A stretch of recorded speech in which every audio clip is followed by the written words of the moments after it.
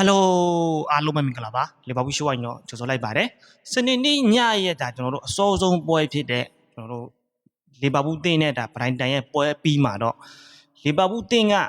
ဗရိုင်တန်ကိုကျွန်တော်တို့အဝေးကွင်းမှာ1-2ဆိုတဲ့ရလတ်နဲ့ကျွန်တော်တို့ရှုံးတယ်နော်ဒါတော်တော်လေးကိုရလက်ဆိုးတယ်ပြောလို့ရဘလို့မှအဆင်မပြေဘူးနော်ကျွန်တော်ခဏခဏပြောပါတယ်နော်ကိုရီးယားအသင်းကဘလို့မှယုံစားလို့မရဘူးဆိုတာခုလည်းလာပြန်တပွဲတက်သေးပဲနော်ဗရိုင်တန်ကိုကျွန်တော်တို့ဘာဆိုဘာမှမရှင်းနိုင်ဘူးနော်တော်တော်လေးကိုစိုးပါတယ်နော်ဒီပွဲမှာဆိုဗရိုင်တန်ဘက်ကနေပြီးတော့ဒီဝဲဘက်ရဲ့ကျွန်တော်တို့နှစ်ဂိုးသွင်းသွားတယ်နော်လာတဲ့ဘောသွင်းသွားရဲ့လုံးတွေကြည့်လိုက်အမြင့်ဘောတွေကပဲလာတာအဲ့အမြင့်ဘောဘလို့မှမရှင်းနိုင်ကိုနားလေးနဲ့ဗန်နိုင်ဘလို့မှမရှင်းနိုင်နော်ဒါတော်တော်လေးကိုဘယ်လိုလဲအာနေစလောလက်ထက်အောက်မှာဒါတွေကမြင်းပေါင်းလည်းများနေပြီဗျာကိုတို့ကဒါတိတ်ပြီးတော့မထူးဆန်းတော့ဒါပေမဲ့ခဏခဏဖြစ်လာတယ်များလာတော့ကိုရီးယားတော်တော်ပိတ်သက်အနေနဲ့ဘလို့မှပောက်ကွဲကျင်လာပြီဗျာနော်ဒီဘရိုင်တန်ဒီဘောမှာကစားတော်တော်လေးကိုကောင်းတယ်နော်ဘရိုင်တန်ဆိုရင်ဒါဒီဝဲဘက်ရဲ့ပထမလုံးကြည့်လိုက်ဝဲဘက်ရဲ့ကျွန်တော်တို့ခင်းဖြတ်တဲ့ဘောကနေပြီးတော့ခေါင်းတိုက်သွားတယ်နှစ်ဆင့်တိုက်သွားတာနော်ဟိုဘက်တယောက်ကပြန်တိုက်တယ်ဗန်တိုင်းတိုက်တယ်ဒီဘက်တယောက်မှာပြန်တိုက်တယ်နော်အဲ့မှာကိုနာတီတို့ဗန်တိုင်းရက်ကြည့်နေတာဘာမှမလုပ်နိုင်နော်ဒါတော်တော်လေးကိုချိန်နေဆိုးတယ်နော်ဒီဘရိုင်တန်ကကျွန်တော်တို့ဒီပြီးတဲ့ခုနှစ်မှာတော့ဒီအိမ်ဝင်းကောင်းဆိုကျွန်တော်လက်ခံတယ်ဘရိုင်တန်ကတော့နီးပြဟာဆလာလူငယ်ကစားသမားလူငယ်နီးပြဆိုပေမဲ့တော်တော်လေးကိုဘယ်လိုလဲဟိုနီးစနစ်ပတ်တန်နေကောင်းတယ်ပေါ့နော်ဒါလီဗာပူးတို့တူတင်ကိုတင်တို့ရှင်ကစားတယ်နော်အိမ်ဝင်းလက်ဖြစ်တဲ့ပိတ်သက်တွေအားတွေနဲ့တဟုံးနဲ့ဆိုဘရိုင်တန်တော်တော်လေးကိုရက်လက်တွေဘယ်လိုလဲကောင်းလာတယ်ပေါ့နော်အခုဆိုကြည့်ကြဘရိုင်တန်ဆိုတာကျွန်တော်40နဲ့တမှတ်လာနော်အခုဆို3မှတ်တက်လာပြီနော်သူတို့ရဲ့ဥရောပဝင်ခွင့်တက်ကနည်းနည်းနီးစက်လာပြီကိုရီးယားဥရောပဝင်ခွင့်ကတဖြည်းဖြည်းနဲ့မှိန်သွားပြီနော်တဖြည်းဖြည်းနဲ့ဟိုနီးစက်လာမဟုတ်နော်သူများပြိုင်ဘက်တင်ရနီးစက်လာတာကိုရီးယားတဖြည်းဖြည်းနဲ့ဘယ်လိုလဲအဝေးရောက်သွားတာနော်ဒါတော်တော်လေးကိုစိုးတယ်ဗျာနော်ကျွန်တော်တို့ဒီလီဗာပူးကိုရီးလီဗာပူးမှာကြည့်လိုက်စောစောစီးစီးကျွန်တော်တို့ EKDK ဒဏ်ရာရတယ်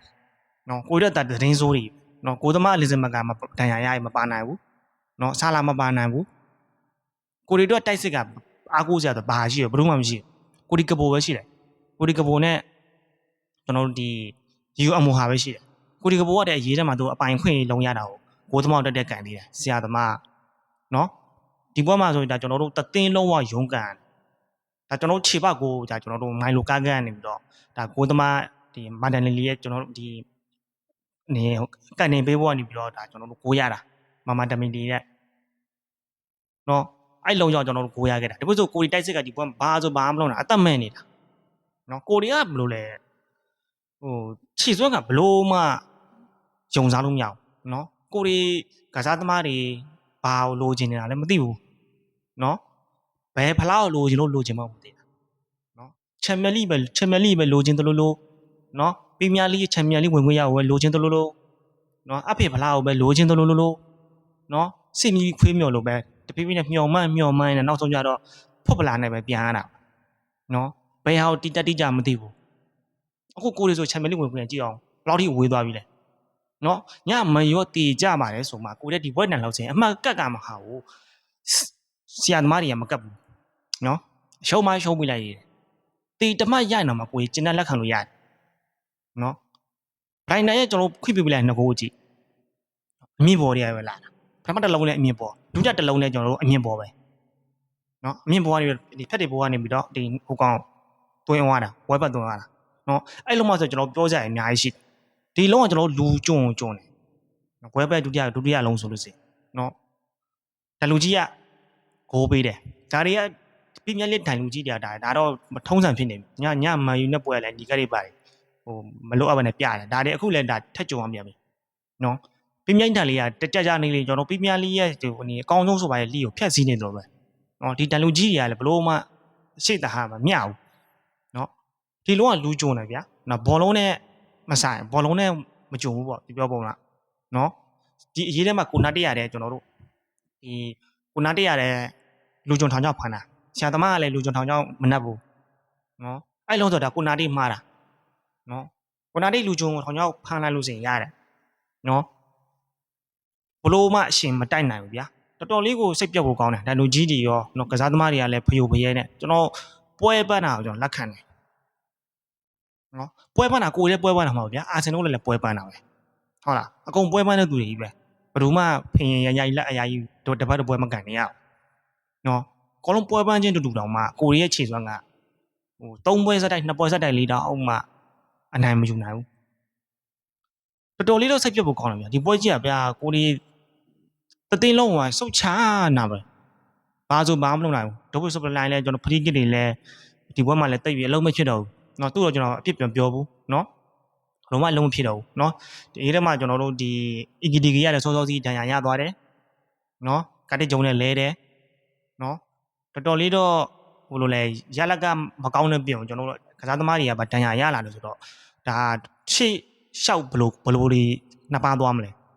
เนาะအခုဆိုကျွန်တော်နောက်ဆိုကျွန်တော်ချန်ပီယံလိပဲကစားရတော့မှာเนาะဒါနှစ်ပတ်သုံးပတ်နဲ့အဲ့လိုမျိုးကစားရတော့မှာအဖေပတ်တွေပါတယ်ကစားရတာလားမှာเนาะအဲ့လိုမျိုးဆိုလို့ရှင်ဘလို့ဘဒုတော်တော်အားကိုကဆာလာလို့နှစ်ပတ်လောက်နားမယ် EGDG ပုံစံလည်းကျွန်တော်တို့ဒီပေါင်တော်တော်လေးနာပြုတ်သွားတဲ့ပုံစံမျိုးဖြစ်သွားမယ်เนาะသူလည်းအနည်းဆုံးနှစ်ပတ်လောက်နားမှာပဲနှစ်ပတ်သုံးပတ်နားမှာပဲเนาะကိုသမလက်စံလည်းနားရတယ်เนาะကိုရီတော့ဟိုဒဏ်ရာရတဲ့ဟိုဘလို့လဲဆိုတော့ဒဏ်ရာရတဲ့ကောင်ကြီးပြန်လာတယ်เนาะအဲ့ကောက်လေးပြန်လာတော့ဒီဘက်ကောင်ကြီးကတန်ရာပြန်ရတယ်အဲ့လိုမျိုးအလှည့်ကြနဲ့เนาะအလှည့်ကြနဲ့ကျွန်တော်ချိန်နေတာတန်ရာအောင်เนาะဒီပွဲမှာလည်းဒီအာနီဆလော့ရဲ့တန်ကျွန်တော်တို့ဒီလူထုတ်ပုံတွေလည်းဟိုတိတ်ရောပြောစရာတွေဖြစ်လာတယ်เนาะပွဲမှာဘာဖြစ်ဗျာကျွန်တော်တို့အမူဟာလို့ပါတော့ထည့်လို့ရတယ်သူဝင်လာပြီးမှနောက်ပိုင်းမှာကြည့်ကိုရီးယားတိုက်စစ်ကတော်တော်လေးကိုအဆင်ပြေတာเนาะအလုံးလုံးတယ်เนาะသူ့ဘက်ကပဲကျွန်တော်ဘောလုံးသွားတယ်ဒါပေမဲ့အာနီဆလော့မကြိုက်ဘူးเนาะမကြိုက်ဘူးဆရာသမားသူ့ရဲ့ချစ်တော်ဟောင်းဝင်ကိုရီကပိုပဲကြိုက်တာနော်ကိုရီစောစောစီလူစားလဲလိုက်ဗျာနော်ခုဆိုလူစားလဲနောက်ကြတယ်ဗျာ9မိနစ်90တော့ကျွန်တော်မှလူစားလဲတာလူစားတဲ့နောက်ကြတော့ကိုရီတော့ဘာမှချိန်မရှိတော့ဘူးနော်ဘရိုင်ဒါနဲ့ကိုရီပါတီပချက်တင်မဟုတ်ဗျာကျွန်တော်တို့အမြင့်ပေါ်တဲ့အားကောင်းတဲ့တင်မျိုးနော်ဝဲဘတ်တို့ပါလို့လည်းတော်တော်လေးကိုဒီအမြင့်ပေါ်တာတဲ့ကစားသမားတွေနော်အဲ့လိုအချိန်မှာကိုရီကဒီတိုက်စစ်သမားတွေကကိုရီမှာတိုက်စစ်ကလည်းဆာလာလို့မရှိဘူး EDG လို့မရှိဘူးမရှိတဲ့အချိန်မှာကိုရီကအပြောင်းလဲတွေလောက်ရမှာနော်ဆရာသမားအနစ်စလော့ကလည်းမလုပ်ဘူးနော်ဒါဟိုနောက်ကြမှာလောက်တော့ဘလို့မှစေးမမိတော့ဘူးဗျာနော်ဒါတော်တော်လေးတော့စိတ်ပြတ်ဖို့ကောင်းတယ်ဒီပွဲကြီးอ่ะဗျာကျွန်တော်ကိုရီလီဘာဘူးပွဲကြီးကြည့်နေလောက်ဒီလောက်ခြာတဲ့ပွဲဒီလောက်ပဲရှိတယ်နော်ဟိုတပွဲနဲ့တပွဲကလည်းကွန်ပျူတာကမဖြစ်နော်ချန်ပီယံလိပဲလိုချင်တာလားပီးမြားလိပဲဟိုပီးမြားလိတော့ဖို့ပဲဝင်ချင်တာလားနော်သွားပြီဒီပုံစံနဲ့ဆက်သွားရင်ကျွန်တော်သွားပြီကျွန်တော်ဒီညမှာချက်စီးရနိုင်လိုက်ကိုရီပေါ်ရောက်သွားပြီနော်နော်ပီလာလို့ပါလို့လည်းနိုင်ပေါ်ရောက်ပြန်ပြီနော်ကိုရီတဲ့မြုပ်နှင်းချက်ကလည်းဘယ်လိုလဲဘာမှမရှိတော့ဘူးနော်တေးကြပါတယ်ကျွန်တော်ဒီပုံစံနဲ့ဆက်သွားနော်ဒီပုံစံနဲ့ဆက်သွားကျွန်တော်ပြမြလေးရနေဟိုအဆင့်ရှစ်ကိုရာသီတရားမနေထားမှာရှိတယ်နော်ဒါတော်တော်လေးတော့ဘယ်လိုလဲအဆင်မပြေတော့ဘူးဗျာနော်ဟိုဘလို့မှဒီကောင်ပြောပေါ်လဲအားလေးလက်ပေါက်လာပြီနော်ဟိုဘန်တိုင်းလို့လည်းဒီပွဲမှာဟိုလေအမြင့်ပေါ်ရလေဘလို့မှမရှိနိုင်ဘူးကိုနာတေးတို့အစိုးဆုံးပဲနော်ဒီကိုနာတေးနဲ့ကိုနာတေးရဗျာကိုဒီတင်းမှာကစားတာကြားနေပြီဒါပေမဲ့သူ့ရဲ့ဒီပန်းနှမှုတွေအမြင့်ပေါ်တွေကတော့ဘလို့လဲမငြိမ်သေးဘူးနော်တကယ်ကိုမငြိမ်သေးတာနော်ဟိုပေးလိုက်ရကူတယ်ကွာလိုကူတွေပဲပေးလိုက်ရတာနော်ကောင်းဟိုပြိုင်ဘက်ကတော့ check operation တွေဟိုနေ open play ရနေကျွန်တော်ပေးရတာကိုတွေမဟုတ်ဘာမဟုတ်တဲ့ဖြတ်ရင်ပေါ့အမြင့်ပေါ်ရင်ကိုပေးရတယ်ခေါင်းတိုက်ပြီးနှလုံး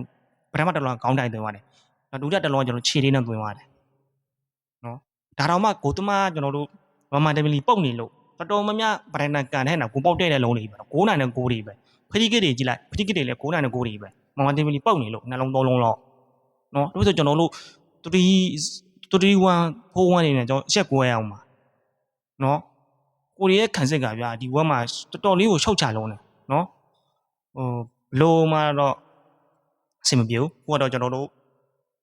့ချန်ပီယံလိဝင်ရတော့ကျွန်တော်တို့ဒါဘယ်လိုလဲတိတ်ရမမျော်မှန်းတာပဲကောင်းပါတယ်ဗျာနော်အဖေဗလာချန်ပီယံလိဗလာကိုပဲဗလာကိုလုံးရင်အဲ့ဒါကိုပဲအာယုံစားလိုက်တော့တကယ်ပေါ့တာကျွန်တော်ယူရိုပါလိဒီခုဒီရာဒီမှာယူရိုပါလိကန်ရရတယ်ဘာမှမဖြစ်ဘူးတိတ်မဖြစ်ဘူးနော်အဖေဗလာချန်ပီယံလိကိုပဲအာယုံဆိုင်ကန်လိုက်လက်ခံတယ်အခုကဘယ်ဟာလို့ကျွန်တော်တို့လိုချင်မှန်းမသိတာနော်ဘရိုင်နမ်မှာဆိုကျွန်တော်ကြည့်လိုက်ကိုပောက်ကွယ်နေမှုဆိုလို့စင်16ချိန်နေရှိတယ်ကိုပောက်တဲ့တာ9ချိန်ရှိတယ် နောက်ကိုရတယ်ကိုလီဗာပူးမှာကြည့်လိုက်ကိုပေါက်ဝင်မှု15ကြိမ်ကြီးရှိတယ်ကိုပေါက်တက်တာ9ကြိမ်နဲ့တကိုးပဲရတယ်တကိုးတော့မှကန်ကောင်းလို့ဒီမမန်ဒဗလီရဲ့ဒီဖြတ်တင်ပေါ်ကနေပြီးတော့ဒီကျွန်တော်တို့မိုင်လိုကတ်သွင်းသွားတာနော်ဒီပိတ်ဆိုကျွန်တော်တို့3စီးနဲ့အချက်ကွဲအောင်ပါနော်ဒီဘက်မှာဖလော်ရင်ဘတ်တော့ဘာလဲတာမှမယ်နော်မက်ကလင်စားတို့ကမ္ဘာပိုက်လို့လဲတာမှမယ်ဘလို့မှဆိုးမိုးမနိုင်ဘူးနော်တာမှမှာဆိုမှနောက်တန်းလို့ဗန်တိုင်းလို့ကိုနာတေးတို့ကလည်းထပ်မှားလိုက်သေးတယ်နော်ဒါဒီဘက်မှာ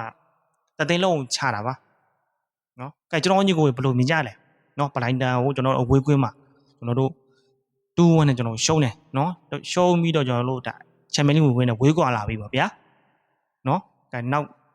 လာမယ့်ပွဲလေးမှာအနေဆိုတော့ဘယ်လိုတွေအပြောင်းလဲလောက်လာမလဲနော်အခုဆိုဒဏ်ရာပြဿနာနဲ့ black boy နဲ့နော်ရလက်တွေကဆိုဒဏ်ရာတွေကလည်းကြီးရနော်ကိုဒီတင်းရဲ့ရလက်ကတော့မပြောနေနဲ့တော့နော်ဒါတွေကိုဒဏ်ရာတွေကိုကျွန်တော်တို့နောက်ပွဲကြရင်ရှောင်နိုင်မှရမယ်အပြောင်းလဲတွေလူပေးဟိုလေလူစားဘယ်လိုလဲဟိုနေ့လှုပ်တင်တဲ့ကစားသမားကြီးလဲရမှာနော်ပွဲပန်းနေတဲ့ကစားသမားကြီးလဲပြောင်းလဲဆော့မှရမယ်နော်တခုခုအာယုံစိုက်လိုက်ဗျာကျွန်တော်ပြောချင်တာနော်ခုဆိုဟိုနေ့ချမန်လေးဆိုချမန်လေးအာယုံစိုက်လိုက်ကျန်တဲ့ဟာတွေဘာဖြစ်ဖြစ်နော်အခုကဟိုတဖေးပေးနဲ့ကိုရီးယားဘယ်ဖလားမှမရတော့ပြုံးကစားသမားတွေကပါတန်ရာရနေတော့ကိုရီးယားတာကြီးပတ်ပြီးပတ်ဖြစ်နေတာနော်ကဲကျွန်တော်ညီကိုဘယ်လိုမြင်ကြလဲနော်ဒီပွဲမှာဒီဘရိုင်တန်ပဲကျွန်တော်တို့ထိုက်တန်ခဲ့ရလားနော်လီဗာပူးကပဲကျွန်တော်တို့ဒီမထိုက်တန်ဘူးရှုံးသွားခဲ့ရလားကျွန်တော်မြင်ရဆိုရင်တော့ဘရိုင်တန်ထိုက်တန်တယ်လို့ကျွန်တော်ထင်တယ်နော်လီဗာပူးကျွန်တော်ကောင်းကောင်းတုတ်ပြန်နိုင်ပြီးအနိုင်ယူပြသွားတာထိုက်တန်တယ်ထင်တယ်ကိုလီဗာပူးဒါမထိုက်တန်ဘူးတကယ်ရောမထိုက်တန်တာမကောင်းတော့ခြေစွမ်းနော်ကဲကျွန်တော်ဗီဒီယိုကြည့်ရှုပေးကြည့်မိတ်ဆွေများအားလုံးနဲ့ကျေးဇူးအများကြီးတင်ပါတယ်ကဲကျွန်တော်လီဗာပူးချဲတဲ့ပိတ်သက်များအားလုံးစိတ်ကိုကြမ်းမှခြင်းနဲ့ပြေဆုံးကြပါစေလို့ကျွန်တော်ဆုမကောင်းတောင်းပါတယ်